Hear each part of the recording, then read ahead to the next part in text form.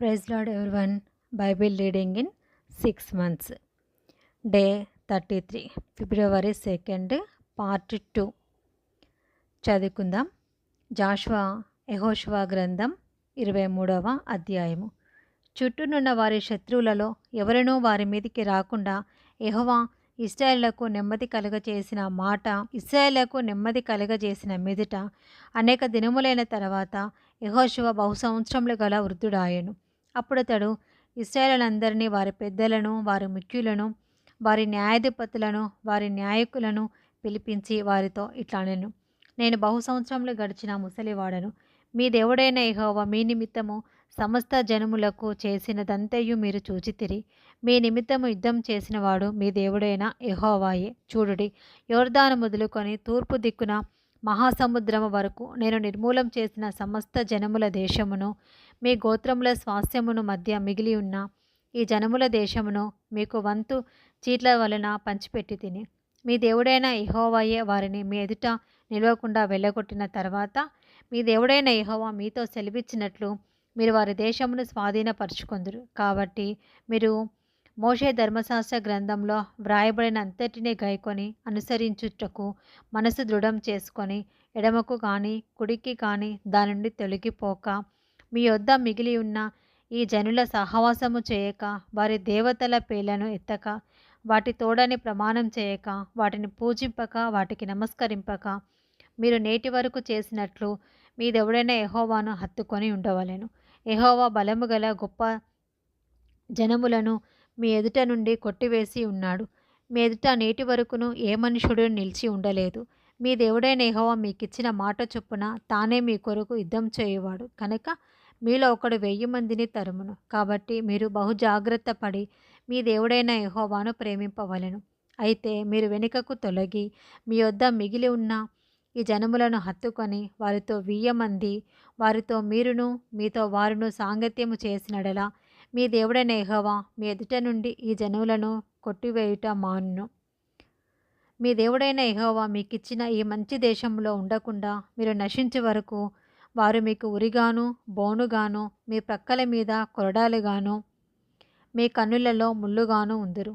ఇదిగో, నేడు నేను సర్వలోకుల మార్గమున పోవచ్చున్నాను. మీ దేవుడైన యెహోవా మీ విషయమై సెలవిచ్చిన మంచి మాటలన్నిటిలో ఒక్కటైనను తప్పి ఉండలేదని మీరు అనుభవపూర్వకంగా ఎరుగుదురు.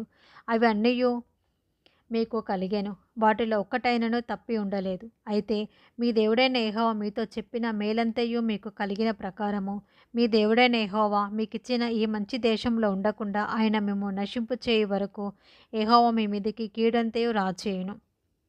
మీరు మీ దేవుడైన యెహోవా మీకు నియమించిన ఆయన నిబంధనను మీరి ఇతర దేవతలను పూజించి వాటికి నమస్కరించినడలా యెహోవా కోపము మీ మీద మండును. కనుక ఆయన మీకిచ్చిన ఈ మంచి దేశంలో నుండకుండా మీరు శీఘ్రముగా నశించిపోవుదురు. యెహోషువ గ్రంథం 24వ అధ్యాయము.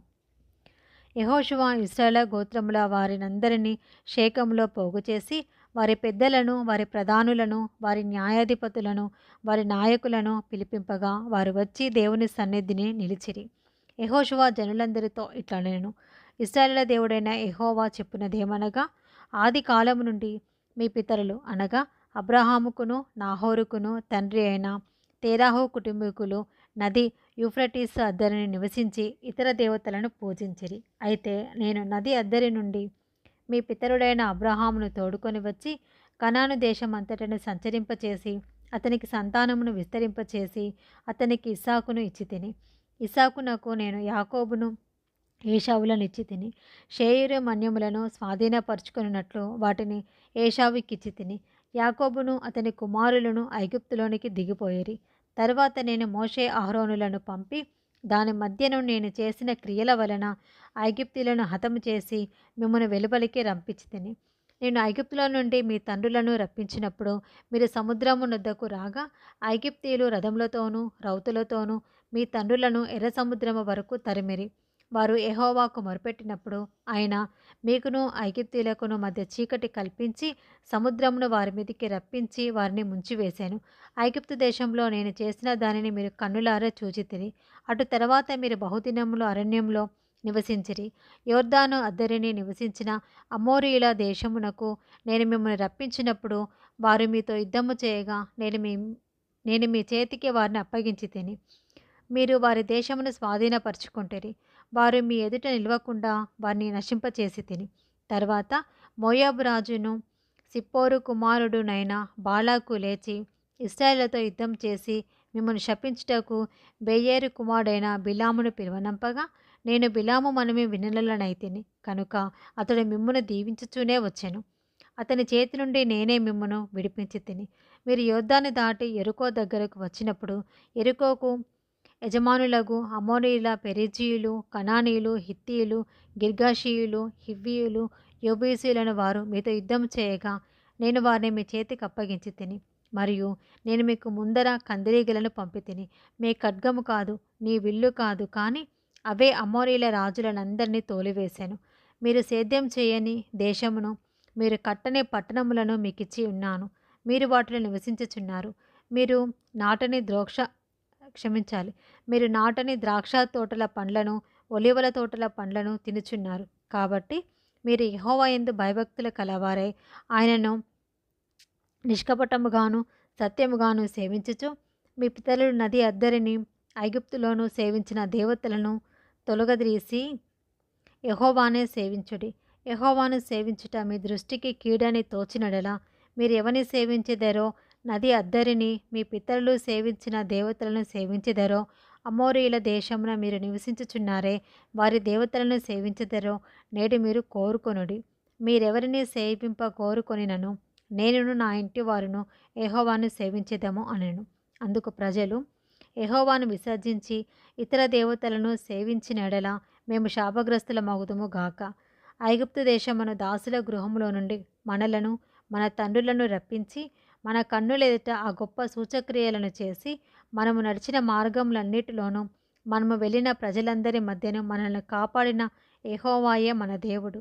యెహోవా ఆ దేశంలో నివసించిన అమోరీయులను మొదలైన ప్రజలందరూ మన ఎదుట నిలవకుండా వారిని తోలివేసినవాడు. యెహోవానే సేవించెదము, ఆయనే మా దేవుడని ప్రత్యుత్తరమిచ్చిరి. అందుకు యెహోషువ, యెహోవా పరిశుద్ధ దేవుడు, రోషం గల దేవుడు. ఆయన మీ అపరాధములను మీ పాపములను పరిహరింపని వాడు. మీరు ఆయనను సేవింపలేరు. మీరు యెహోవాను విసర్జించి అన్యదేవతలను సేవించినడలా ఆయన మీకు మేలు చేయు వాడైనను మనసు త్రిప్పుకొని మీకు కీడు చేసి మిమ్మల్ని క్షీణింపచేయుననగా జనులు అట్లు కాదు, మేము యెహోవానే సేవించదమని యెహోషువతో చెప్పిరి. అప్పుడు యెహోషువ, మీరు యెహోవానే సేవించదమని ఆయనను కోరుకొన్నందుకు మిమ్మల్ని గూర్చి మీరే సాక్షులై ఉందిరనగా వారు మేము సాక్షులమే అనిరి. అందుకతడు, అలాగైతే మీ మధ్యనున్న అన్య దేవతలను ద్రీసి ఇశ్రాయేలుల దేవుడైన యెహోవా తట్టు మీ హృదయములను తిప్పుకొనుడని చెప్పాను. అందుకు జనులు, మన దేవుడైన యెహోవానే సేవించెదము, ఆయన మాటయే విందుమని యెహోషువతో చెప్పిరి. అట్లు యెహోషువ ఆ దినమున ప్రజలతో నిబంధన చేసి వారికి షేకెములో కట్టడను విధిని నియమించి దేవుని ధర్మశాస్త్ర గ్రంథంలో ఆ వాక్యములను వ్రాయించి పెద్ద రాతిని తెప్పించి యెహోవా పరిశుద్ధ స్థలంలోనున్న సింధూర వృక్షం కింద దాన్ని నిలువపెట్టి జనులందరితో ఇట్లనెను, ఆలోచించుడి, యెహోవా మనతో చెప్పిన మాటలన్నీయు ఈ రాతికి వినబడెను కనుక అది మన మీద సాక్షిగా ఉండును. మీరు మీ దేవుణ్ణి విసర్జించినడలా అది మీ మీద సాక్షిగా ఉండును. అప్పుడు యెహోషువ ప్రజలను తమ స్వాస్యములకు వెళ్ళనంపెను.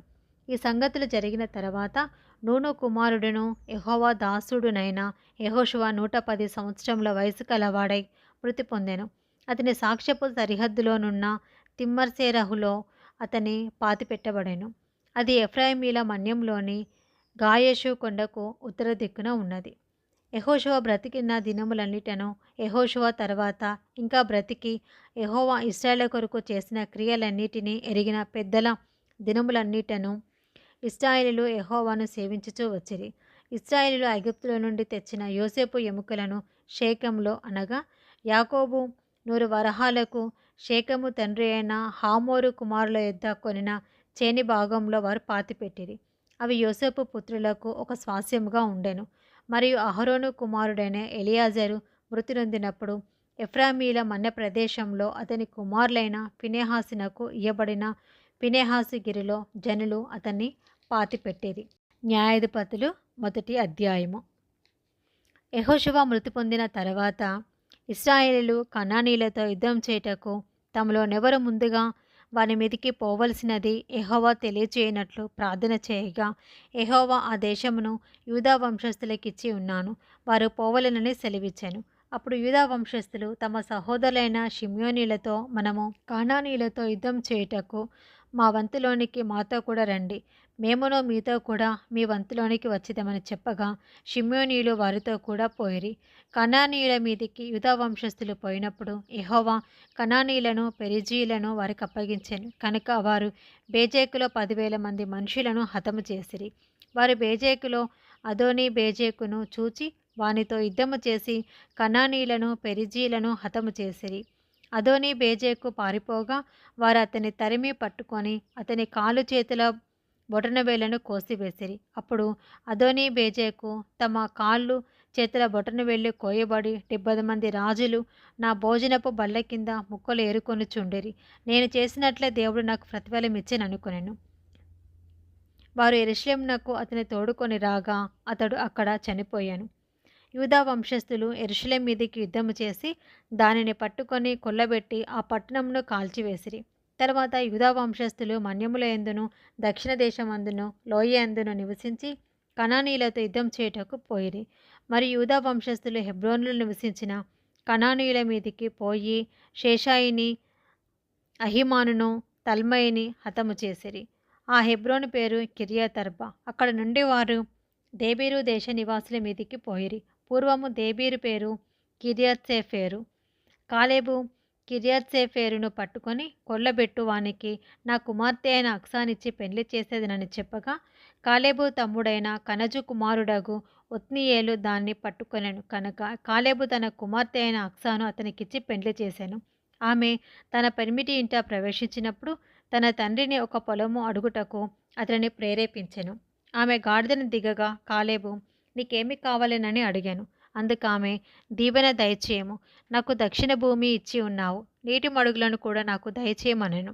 అప్పుడు కాలేబు ఆమెకు మెరక మడుగులను పల్లెపు మడుగులను ఇచ్చెను. మోషే మామయ్య అయిన కెయ్యూను కుమారులు యూదా వంశస్థులు కూడా ఖర్జూర చెట్లు పట్టణంలో నుండి అరాదు దక్షిణ దిక్కులోని యూదా అరణ్యమునకు వెళ్ళి అక్కడ చేరి ఆ జనములతో నివసించిరి. యూదా వంశస్థులు తమ సహోదరులైన షిమ్యోనీయులతో కూడా పోయి జెఫాతులో నివసించిన కనానీయులను హతము చేసి పట్టణమును నిర్మూలము చేసి ఆ పట్టణమునకు హోర్మా అను పేరు పెట్టిరి. యూదా వంశస్థులు గాజాను దాని ప్రదేశమును, అష్కెలోనును దాని ప్రదేశమును, ఎక్రోనును దాని ప్రదేశమును పట్టుకొనిరి. యెహోవా యూదా వంశస్థులకు తోడై ఉన్నందున వారు మన్య దేశమును స్వాధీనపరచుకొనిరి. అయితే మైదానమందు నివసించే వారికి ఇనుప రథములున్నందున వారిని వెళ్ళగొట్టలేకపోయిరి. మోషే చెప్పినట్లు వారు కాలేబుకు హెబ్రోను నేయగా అతడు 3 అనాకీయులను అక్కడ నుండి పారద్రోలి దానిని స్వాధీనపరచుకునెను. యెరూషలేములో నివసించే యోబూసీయులను బెన్యామీయులను వెళ్ళగొట్టలేదు. యోబూసీయులు బెన్యామీయులతో కూడా నేటి వరకు యెరూషలేములో నివసించుచుండిరి. యోసేపు ఇంటివారు బేతేలుకు వెళ్ళినప్పుడు యెహోవా వారికి తోడై ఉండెను. పూర్వము లూజు అనబడిన బేతేలును వేగుచూచుటకు యోసేపు ఇంటివారు దూతలను పంపగా ఆ వేగుల వారు ఆ పట్టణం నుండి ఒకడు వచ్చుట చూచి, నీవు దయచేసి ఈ పట్టణంలోనికి వెళ్ళు త్రోవను మాకు చూపినడలా మేము మీకు ఉపకారం చేసేద్దామని చెప్పిరి. అతడు పట్టణంలోనికి పోవు త్రోవను వారికి చూపగా వారు ఆ పట్టణమును కత్తివాత హతం చేసిరి. కానీ ఆ మనుషుణ్ణి వాని కుటుంబీకులనందరినీ పోనిచ్చిరి. ఆ మనుషులు హిత్తీయుల దేశమునకు వెళ్ళి ఒక పట్టణమును కట్టించి దానికి లూజు అను పేరు పెట్టెను. నేటి వరకు దానికి అదే పేరు. మనష్షీయులు బెత్షెయానును దాని పల్లెలను, తయనాకును దాని పల్లెలను, దోరు నివాసులకును దోరు పల్లెలను, ఇబ్లెయామును దాని పల్లెలను, మెగిద్దో నివాసులను మెగిద్దో పల్లెలను స్వాధీనపరచుకొనలేదు. ఏలయనగా కనానీయులు ఆ దేశంలో నివసింపవలెనని గట్టి పట్టి ఉండిరి. ఇశ్రాయేలు బలవంతులైన తర్వాత వారు కనానీయుల చేత వెట్టి పనులు చేయించుకొనిరి, కానీ వారిని బొత్తిగా వెళ్ళగొట్టలేదు. ఎఫ్రామీలు గేజేరులో నివసించిన కనానీయులను వెళ్ళగొట్టలేదు. గేజేరులో కనానీయులు వారి మధ్యను నివసించిరి. జెబూలూనీయులు కిత్రోను నివాసులను, నహాలోలు నివాసులను వెళ్ళగొట్టలేదు. కనానీయులు వారి మధ్య నివసించి వారికి వెట్టి పనులు చేయువారైరి. ఆషేరీయులను, అక్కో నివాసులను, సీదోను నివాసులను, అహ్లాబు వారిని, అక్జీబు వారిని, హెల్బా వారిని, అఫెకు వారిని, రెహోబు వారిని, ఆషేరీయుల దేశ నివాసులైన కనానీయులను వెళ్ళగొట్టక వారి మధ్య నివసించిరి. నఫ్తాలీయుల బెర్షెమేషు వారిని, బెతనాతు వారిని వెళ్ళగొట్టలేదు. కానీ బెర్షెమెషు నివాసుల చేతను, బెతనాతు నివాసుల చేతను వెట్టి పనులు చేయించుకొనిరి. అమోరీయులు దానీయులను పల్లపు దేశపునకు దిగనీయక మన్యమునకు వారిని వెళ్ళగొట్టిరి. అమోరీయులు అయ్యాలోను నందలి హేరెసు కొండలోను షయల్బీములోను నివసింపవలెనని గట్టి పట్టియుండగా యోసేపు ఇంటివారు బలవంతులై వారి చేత వెట్టి పనులు చేయించుకొనిరి. అమోరీయుల సరిహద్దు అక్రబ్బీము మొదలుకొని హుస్సేలా వరకు వ్యాపించెను. న్యాయాధిపతులు 2వ అధ్యాయము. యెహోవా దూత గిల్గాలు నుండి బయలుదేరి బోకీమునకు వచ్చి ఇలాగు సెలవిచ్చెను. నేను మిమ్మును ఐగుప్తుల నుండి రప్పించి మీ పితరులకు ప్రమాణం చేసిన దేశమునకు మిమ్మల్ని చేర్చి నీతో చేసిన నిబంధన నేనెన్నడూను మీరను. మీరు ఈ దేశ నివాసులతో నిబంధన చేసుకొనకూడదు. వారి బలిపీఠములను విరగొట్టవలెనని ఆజ్ఞ ఇచ్చి తిని, కానీ మీరు నా మాటను వినలేదు. మీరు చేసిన పని ఎట్టిది? కావున నేను మీ ఎదుట నుండి ఈ దేశ నివాసులను వెళ్ళగొట్టను. వారు మీ ప్రక్కలకు శూలములుగా నుందురు. వారి దేవతలు మీకు ఉరిగా నుందురని చెప్పుచున్నాను. యెహోవా దూత ఇశ్రాయేల్ అందరితోనూ ఈ మాటలు చెప్పగా జనులు ఎలుగెత్తి ఏడ్చిరి. కాగా ఆ చోటికి బోకీమను పేరు పెట్టబడెను. అక్కడ వారు యెహోవాకు బలి అర్పించిరి.